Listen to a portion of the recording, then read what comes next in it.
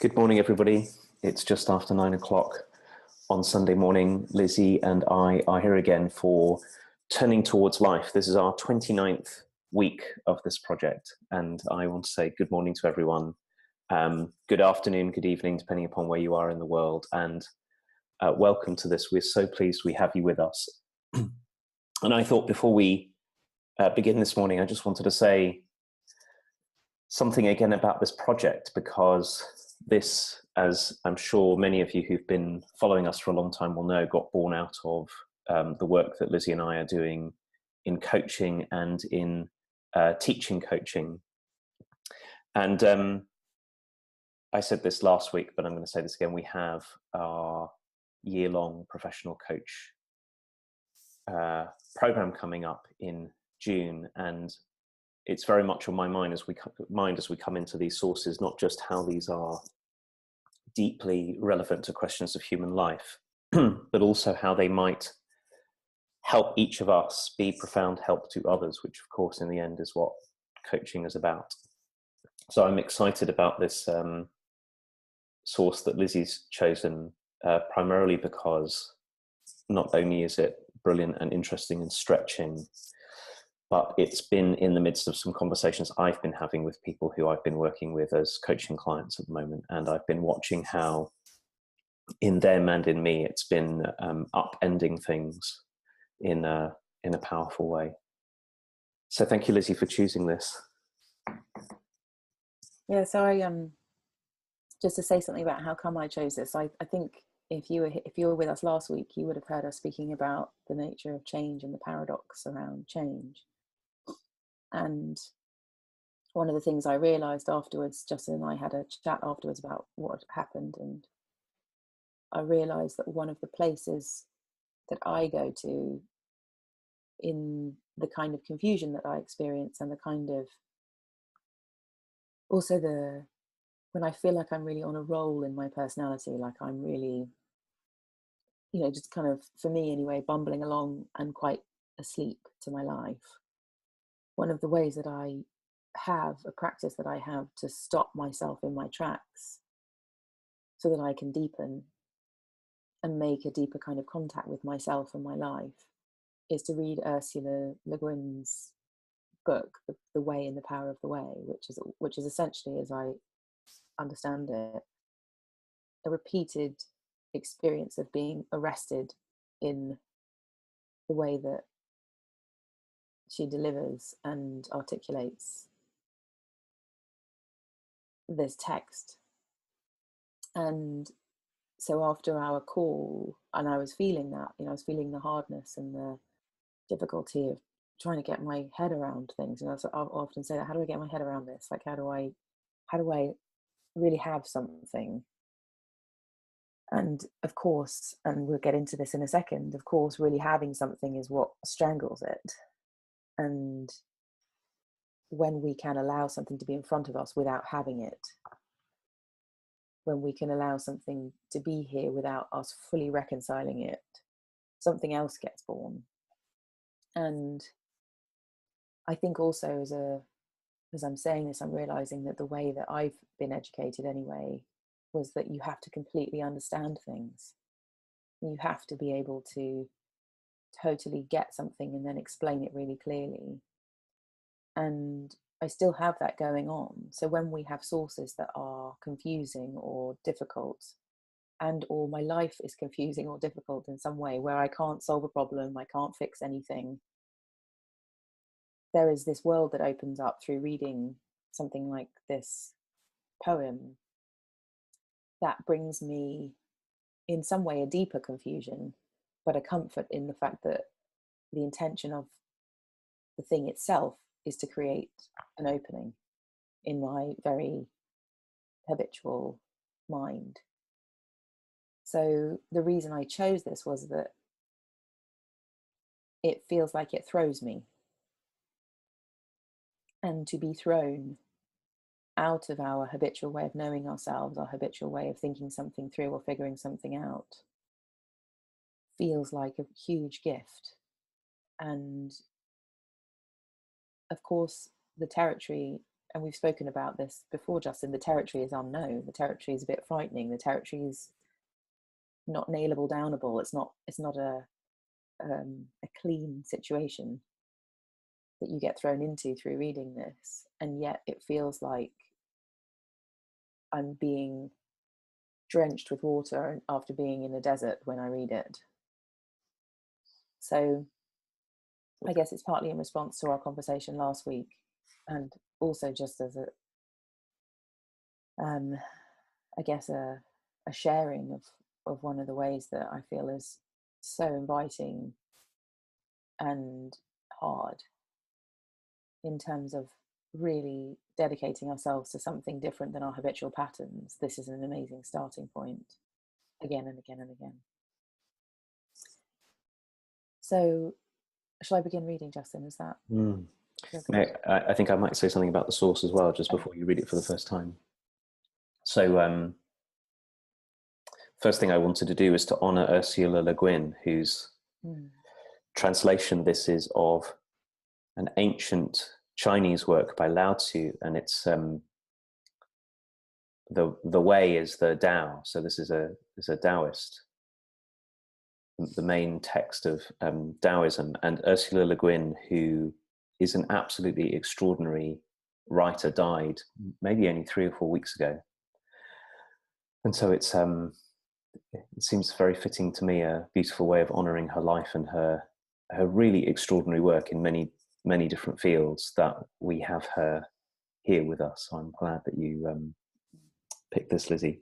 The other thing I wanted to say before you started to read is, in this book, Ursula Le Guin, she does these beautiful, inspiring translations, and then sometimes she has a little note after each little chapter.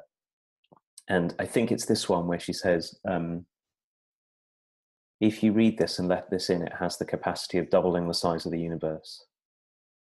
You know, those things that we read that are so outside of our ordinary way of making sense of things, that they can have this power to flip the way that we see things inside out. And I think that this is one of those, and which is why it's hard, Lizzie, and also why it's important. And I think it's important that Lao Tzu, in writing this, I think that what he's trying to do is to wake us up. This isn't a poem, a piece to soothe us, to have us go, oh yes, everything's fine. You know, and to cocoon us. Is to do the opposite. It's to say, wake up. Things might not be the way that you think they are. You might not be the way that you think you are. And I thought it might be helpful for us to know this before we go in. Yeah. And I think one other thing to say as well is that I'm choosing this in a way that it's very hard for me to say things about what happens when I read this, and what happens to me. And I'm loving that this is a space, and that our work affords us the opportunity to be here and not have something licked. You know, to be here and like see like what happens in the conversation between us, and what might get born in the reflection on this. Like, I'm finding that so brilliant and moving that that's possible in the world, that I don't have to kind of revise this and then come with a load of things that I prepared, and then you ask me some questions or something, and then I ask you some, you know, I'm just in appreciation of the fact that we don't know what this is, and we probably never will, and yet we still bring it. Okay, so here we go. So if you're listening to this now and you've just heard Justin and I speaking, I invite you to take a breath and feel where your body is in contact with whatever it's standing or sitting on, and see what you can do to not try and work this out, but to be with these words and let them trickle through your being and see what happens. Soul food. Everybody on earth knowing that beauty is beautiful makes ugliness. Everybody knowing that goodness is good makes wickedness. For being and non-being arise together. Hard and easy complete each other. Long and short shape each other. High and low depend on each other. Note and voice make the music together. Before and after follow each other. That's why the wise soul does without doing, teaches without talking. The things of this world exist. They are. You can't refuse them. To bear and not to own, to act and not lay claim, to do the work and let it go, for just letting it go is what makes it stay.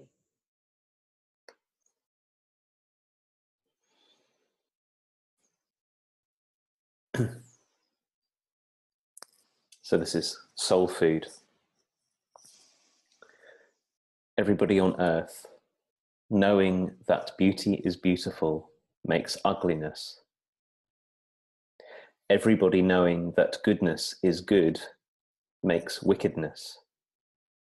For being and non-being arise together. Hard and easy complete each other. Long and short shape each other. High and low depend on each other. Note and voice make the music together. Before and after follow each other. That's why the wise soul does without doing, teaches without talking. The things of this world exist, they are, you can't refuse them. To bear and not to own, to act and not lay claim, to do the work and let it go. For just letting it go is what makes it stay.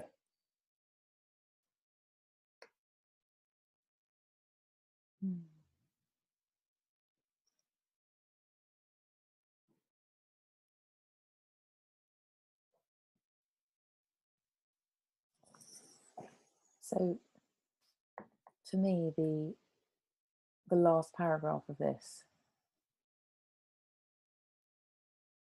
is such a huge invitation. You know, to do something and not need it to be mine, to give birth to something and not feel that it has an ownership that is me,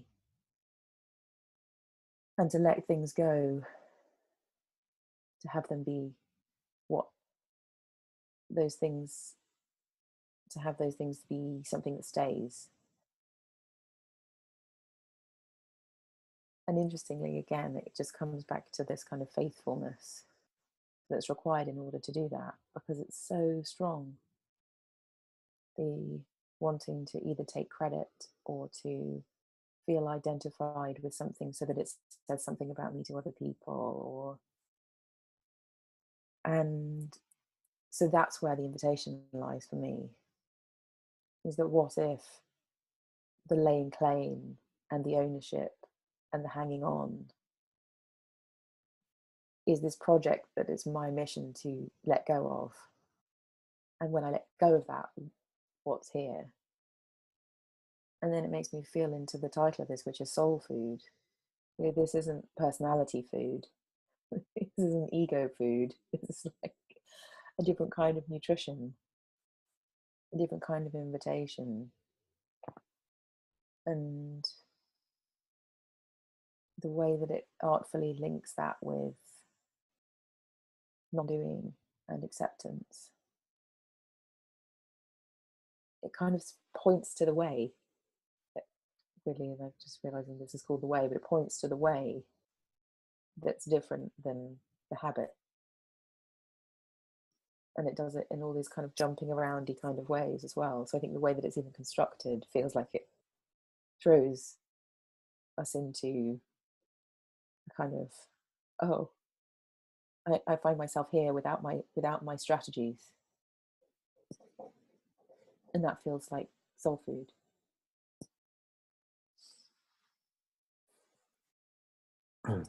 You know, you were just talking about habit, and it struck me that this entire piece is powerful habit undoer or habit breaker. Is Yeah. maybe part of its intention. So to take up where you started, Lizzie. Yes, ego food or personality food. I can so feel this in myself. It's so much of my ways of holding tight onto things come from the fear or the terror that something will happen that I won't be able to tolerate. I'll get shamed, or I won't be in control, or I won't know what to do. And I think all of us, in one way or another, there's something that we call personality or ego, and they're not exactly the same thing, but we construct them around this, which is, let me find habitual ways that will relieve me of the tension of feeling afraid or feeling unsure, and will have the world be obvious, and then I can hold on tight. And that's what, for me, leads to this part that you drew attention to at the end, the opposite, the thing to do the work and hold on to it, and for this to be hard. It's really, really hard to hold on to something, to control it, to have it go my way. How often in what I'm doing, and not so much in this project we're doing together, but how often can I feel the part of me that is holding on because I want a certain something to happen in the future, or I want to avoid something, and so it's like throttling, and that's the nature of the habits of our personalities. In one way, they're really necessary for getting us through the world. If we didn't have them, life would have been at various points enormously difficult. But there's another way in which we squeeze the life out of ourselves, and we squeeze the life out of things through all of this. And so doing the work and letting it go, doing the work and letting it go, not letting everything go, doing what, and this seems really important to me, doing what we're called to do, there's stuff to do. And it's why, from what you said just now, Lizzie, I'm getting a new insight or a new sense of this place that this whole thing opens, that I have read many times and been completely confused by. Everybody on earth knowing that beauty is beautiful makes ugliness. And my first response is to go, what? If beauty is beautiful and we know that beauty is beautiful, that's beautiful. And Laozi's saying, no. If everybody was certain about this, and that's what I think knowing means, like the moment we all get certain that that's beauty and that that's not, that's when ugliness is made. And the moment that we are all get certain that that's good, which means that's not, is what brings about wickedness. And he's trying to undo, and she, of course, it's Ursula Le Guin and Lao Tzu in partnership writing this. It's really striking me that what they're together trying to do is to loosen the grip on our certainty, but not to replace it with the other end, which is uncertain. Now, I was certain and now I've got to be uncertain. No, it's to keep on pulling apart our rigid ways of seeing things. And even what we're so sure about, we could do with letting some space in it so that something else can come through. Oh, I love that, Justin. I mean, I'm so grateful for your words and your language, because the part everybody on earth knowing that beauty is beautiful makes ugliness. It's like I can feel the thrownness of that. But what I'm appreciating is your articulation of the fact that, or the perspective that knowing that beauty is beautiful, I think what you're saying is it kind of makes a definition up what beauty is, if everybody thinks the same thing or perceives the same thing as beautiful. And of course, there's beauty in the disagreement of what's beautiful. That there's, so I'm enjoying the way that it's pulling apart so that we don't get righteous or something, like as in this is good and that's bad, and if we all agreed on the same thing, we wouldn't. So I think the feeling that I'm getting is that the inside the contrast, like life happens, like between two poles, in the in between is what is giving life to life. A little bit like the nature of relationship. You know, you not trying to make me like you, and me not, as in the same as you, and me not trying to make you the same as me or think you should be the same as me. In that space between us where we can be different and respectful and loving, but not trying to turn one another to each other, something beautiful is born. And I feel like that's the invitation here, which is, how do we, like, the things of this world exist. They are, you can't refuse them. Feels like an invitation for you to be you and me to be me. We are us. We're not robots. We're not going to be the same. None of us are in the whole world. And the potential of what's possible because of the contrast that's here is so huge, and yet it's so scary because there's no way we could control it or even know what it is. And you saying those things has just done another layer of like throwing me into seeing the beauty, the importance, the profundity of contrast. And then we can work differently with the contrasting parts and not have to condemn them or think that they're wrong, but to welcome them into the holding of one extreme of long and one extreme of short, and allowing them in their contrast to help each of them emerge as who they are, what they are, truly. Oh, that you just said the things of, I know you were quoting from this, the things of the world are, the things of this world exist, they are, you can't refuse them. And I was thinking, boy, how often I try to refuse them. You know, as if that were going to work. And refuse one another. And I really was touched, Lizzie, by your pointing out the ways in which we try to make one another like ourselves. And it's been such a trap for me so many times, you know, to bring you something or to bring someone else who I care about something that I care about and want them to go, yes, that's great. And to feel that, you know, if I bring you something and want you to approve of something that I'm approving of, I'm essentially demanding that you are another version of me, and then I'll feel okay. Yes. And refusing the way that you are, and refusing to be in contact with the way that you are, and also refusing to be, and it's coming to me that this whole piece is also about this, open and porous to the way that you are. I mean, this is an invitation to circle back to where you began. To do our work and to let it go is to make a big commitment and a big effort, and then be open and porous to the way the world is and what happens from our work. To not be so sure that my definition of good is the only good, or that my sense of what's beautiful is the only beauty, and to encounter you or others or the world with the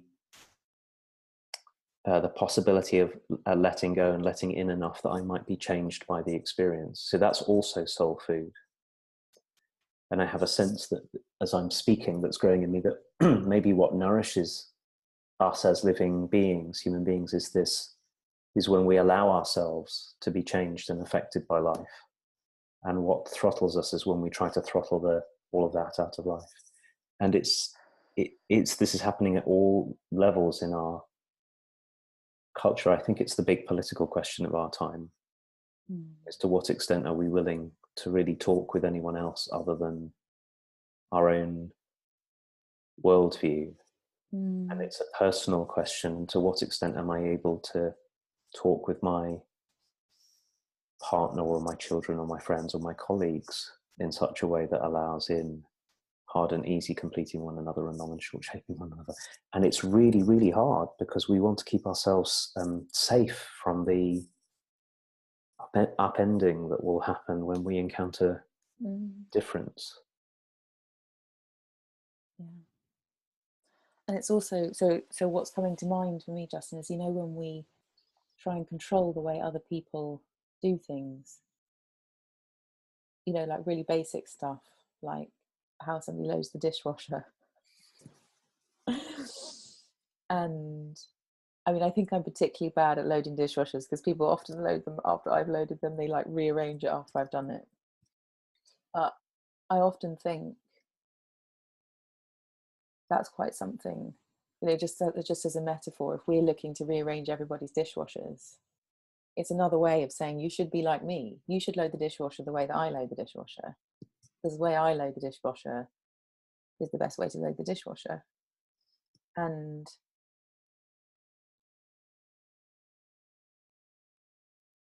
I'm actually fine with that, but it's not necessarily a good experience for people to feel like somebody thinks that they're not good and you're better. Like it doesn't produce a very dignifying, validating scenario for a human being to feel like your way is better than their way, and therefore implicit in that is that there's something wrong with them.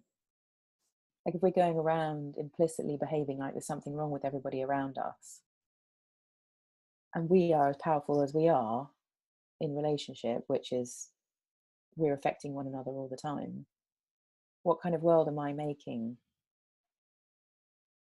for myself actually as well, to be the kind of pinnacle of how things are done around here? And what kind of world am I making for somebody else to feel that implicit criticism all the time because I can't tolerate that the way they load the dishwasher is different to me. So I'm kind of and as you say, I think this is happening everywhere.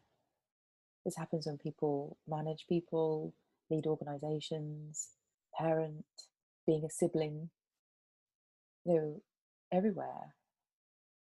And being a prime minister, working with other leaders in the world, and my goodness, it's a really big thing to be in the conversation with ourselves that things need to go my way,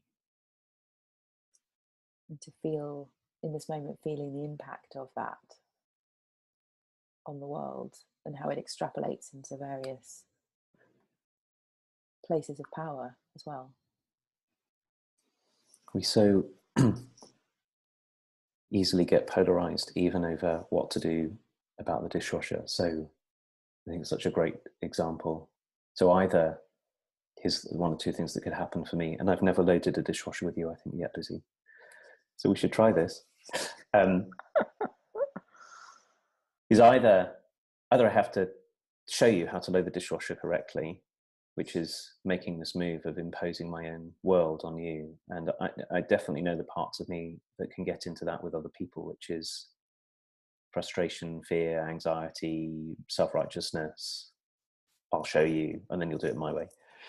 But the other side of the polarity there is to ignore it, when actually I might be able to help you in ways that you would find life-giving and useful. You may not, and you can choose. But so that either I'll impose myself on you, or it's, I'm out of here, not in relationship. And you probably will have lots to teach me about loading the dishwasher too. And that's why I was really taken, as you were talking about all of these different levels of dishwashers up to politics, of this 3 lines near the end. This is why the wise soul does without doing, teaches without talking. And it got me wondering, what's the kind of openness to the world and the kind of groundedness and depth and courage I need to have to be someone who can share what I see, and also the questions and confusions that I have, in a way that might be a benefit to others, could be a blessing to them, without doing it to them or telling them, which are the doing and talking sides of things. How can I get on with being in the world and bringing everything I have to bring straightforwardly, without the doing being the whole part of it? And how can I teach without insisting that everybody hear things exactly the way I have to say them, or say them the way I have to say them? This is such a huge invitation here, is to do and to teach without doing and without talking. Does that make any sense to say it to you that way? Yeah, it really does. And I think what you're pointing to is, in this moment, I'm seeing anyway, like a depth of contact that has a doingness about it, but that's not doing. As in, we're acting, but we're not. I think you said throttling something. But there's an invitation to a way of being that has allowing woven into the doing, that has acceptance woven into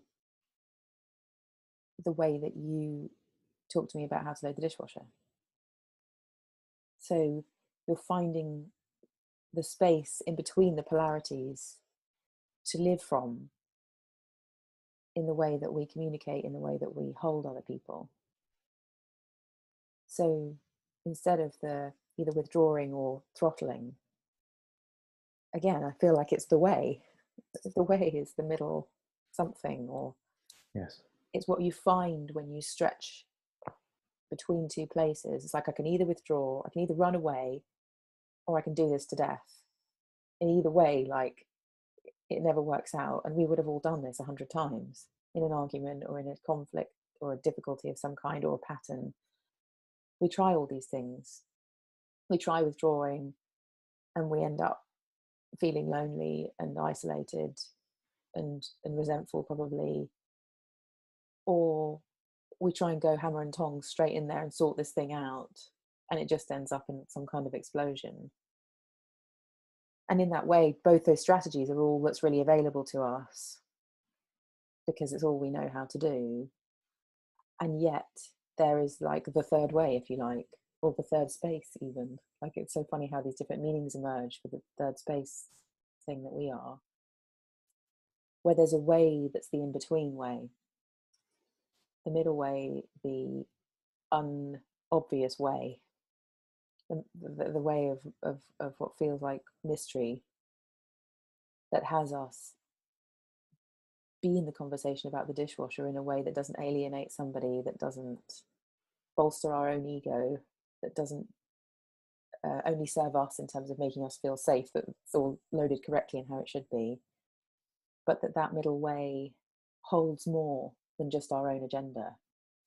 It holds more than our own desire and wish for fixedness and safety that we have. And I think that's what the last paragraph is all on about. It's to bear and not to own.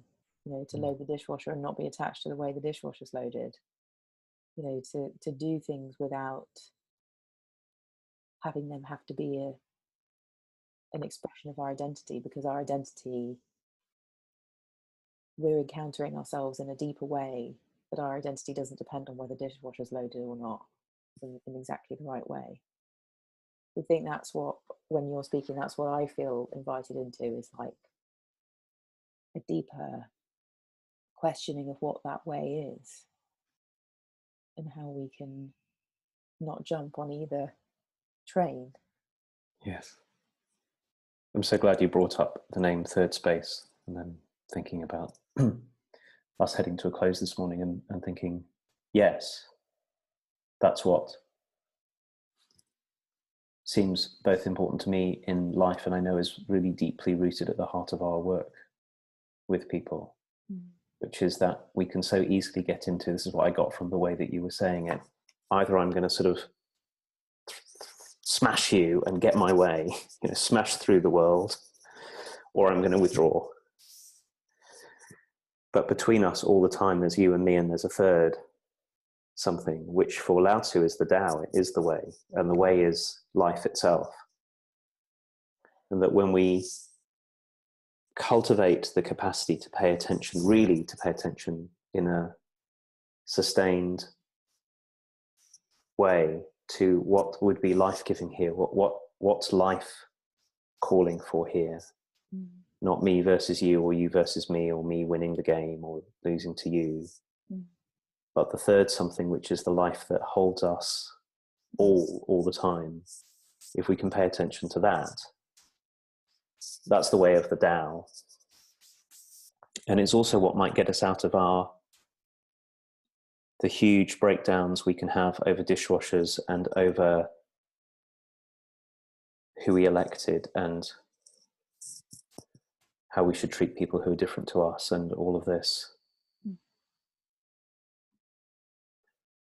So yes, we've arrived at a deep articulation of what it is that this coaching, this thing that we call coaching, that we're up to in the world, is also about.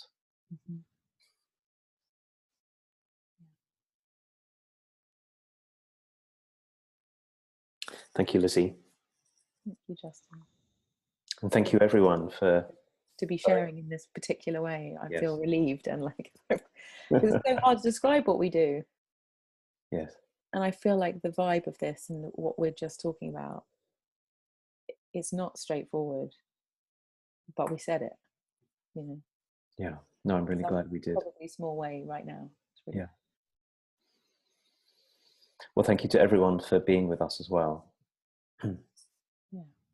I keep on meeting people who say, oh, I saw you on Sunday morning, which is, I didn't know were watching, which is proof to me that there's something happening from this that's worthwhile beyond the two of us, and we would do it even if it were the two of us. So thank you to everyone for being part of this with us.